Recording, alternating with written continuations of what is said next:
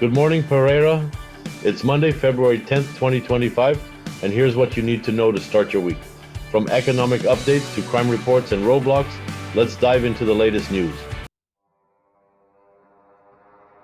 Pereira has officially become the second most expensive city in Colombia, with inflation reaching 6%, only behind Bucaramanga. According to Dane, in January 2025, the consumer price index increased by 0.94%, driven mainly by rising costs in restaurants, transportation, and food. But here's the thing: does this really make sense? With Bogotá and Medellín already being expensive, how is Pereira outpacing them? Experts point to transportation costs, which are reportedly the highest in the country, something to think about as prices keep climbing. Authorities at Matecaña International Airport arrested a woman attempting to smuggle 580 grams of cocaine in her body. Jennifer Alejandra Montaño was caught during a routine security check before boarding a flight to Paris via Panama. After medical exams confirmed the presence of drugs, she was placed under house arrest. But prosecutors are appealing this decision, arguing that drug trafficking cases require stricter penalties. This arrest highlights continued efforts to combat narcotics smuggling in Pereira. A gruesome discovery in Dosquebradas. On Sunday morning, a man was found dead in a wooded area between the neighborhoods of El Ensueño and Panorama Country III. The victim, now identified as 19-year-old Juan Sebastian Noreña Lopez, had multiple stab wounds to his chest, back, and neck. A local resident who was there to bury his pet stumbled upon the body and alerted authorities. Investigators are working to determine the motive behind the killing and whether gang violence or personal disputes played a role. Pereira's authorities have shut down 7 businesses this year for failing to meet operational requirements. Over the weekend, 2 liquor establishments were closed for lacking proper permits and allowing minors inside.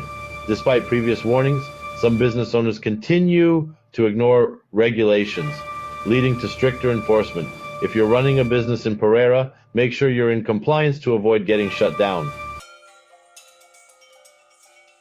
Since 6 a.m. today, indigenous communities from the Guito Docabu Reservation have blocked the road connecting Risaralda and Chocó. They claim the local and national governments have failed to meet commitments on infrastructure, education, and healthcare. Joining them are Afro-Colombian groups from Pueblo Rico who have their own demands. Travelers should expect significant delays, as these protests are likely to continue until negotiations take place. In an unexpected turn, reports say a driver attempting to bypass the blockade was detained by the protesters. Authorities are monitoring the situation. Over the weekend, dozens of motorcyclists took over Pereira streets for illegal races, causing chaos and blocking major roads, including the Viaducto Cesar Gaviria Trujillo. These incidents raise concerns over road safety and law enforcement's ability to control reckless driving. Many residents are calling for stricter measures to prevent these races from endangering the public.